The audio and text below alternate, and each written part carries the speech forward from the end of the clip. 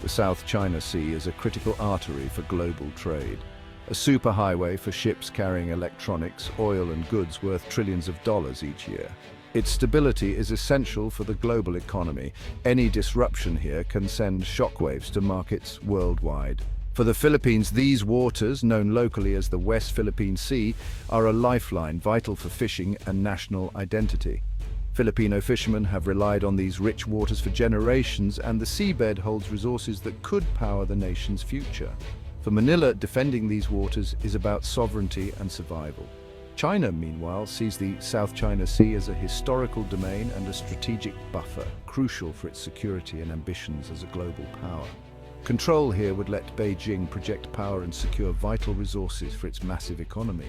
The United States, though distant, has deep interest in keeping these waters open for all, championing freedom of navigation and honoring defense treaties with regional allies like the Philippines. Washington fears that unchecked Chinese control could disrupt trade and threaten the rules-based order that underpins global peace. That's why the world watches every move in these contested waters. The South China Sea isn't just a local dispute, it's a flashpoint with global consequences. The stakes are high and the players are determined. The next moves will shape the future of that region and the world. China's claim to the South China Sea is symbolized by the sweeping 9-dash line on its maps, enclosing nearly the entire sea. Beijing insists this claim is rooted in centuries of history, but international law tells a different story. The United Nations Convention on the Law of the Sea, or UNCLOS, defines maritime rights based on modern boundaries, not ancient tales. China's 9-dash line overlaps with the exclusive economic zones of the Philippines, Vietnam, Malaysia and Brunei, igniting conflict. In 2016, the Philippines challenged China at an international tribunal in The Hague. The court ruled decisively China's historical claims have no legal basis, and the Philippines has sovereign rights within its ease. China rejected the ruling, ramping up construction and militarization of artificial islands and increasing its Coast Guard presence.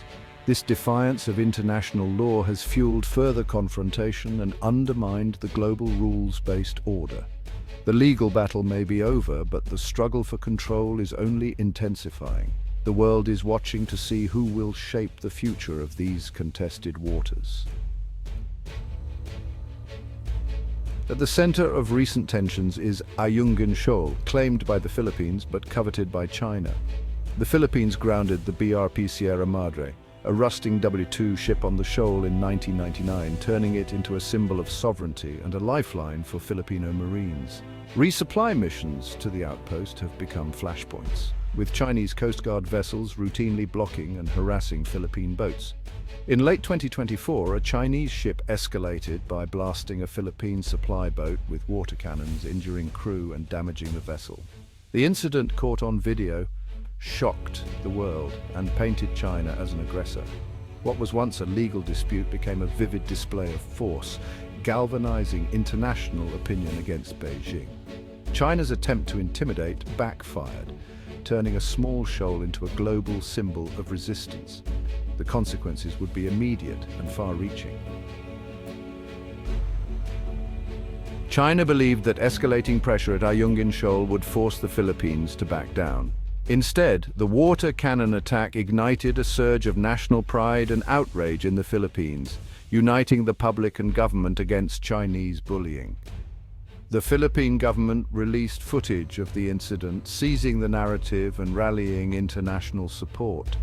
China's aggression, meant to intimidate, only exposed its tactics to the world and put it on the diplomatic defensive. Most critically, the US saw the attack as a direct challenge to its mutual defense treaty with the Philippines. By injuring Filipino crew, China crossed a red line, compelling the US to reaffirm its security commitments.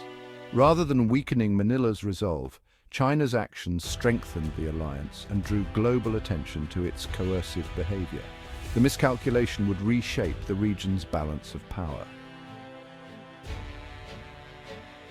The Ayungin Shoal incident instantly revitalized the US-Philippine alliance. Top officials in both capitals coordinated closely, and the US made it clear. Any attack on Philippine vessels would trigger mutual defense commitments. This erased years of ambiguity and sent a stark warning to Beijing. Future aggression could mean direct confrontation with the US military. The Allies moved quickly, expanding the Enhanced Defense Cooperation Agreement and increasing the number of US military sites in the Philippines, especially near the South China Sea. These moves put American forces closer to the action, boosting deterrence. Diplomatically, the Philippines, backed by the US, rallied support from ASEAN, the UN, and key allies like Japan and Australia. China's aggression had united a coalition determined to uphold a rules-based order. The US wasn't just talking, it was putting boots on the ground and building a united front. The message to Beijing was unmistakable. The cost of coercion had just skyrocketed. The region's security landscape was transformed overnight. The Philippines, once isolated, now stood at the center of a powerful alliance. China's gamble had backfired, forging new partnerships and hardening resistance. The balance of power had shifted. In spring 2025, the annual Balikatan military exercises became a dramatic show of unity and resolve. For the first time, US and Philippine forces conducted major drills in areas facing the South China Sea, sending a clear signal to Beijing. Live-fire naval exercises demonstrated the Allies' ability to operate together and destroy targets at sea. Amphibious landings and the deployment of advanced US missile systems showcased new capabilities and deterrence. The exercises weren't just about firepower, they built trust and interoperability between the two militaries.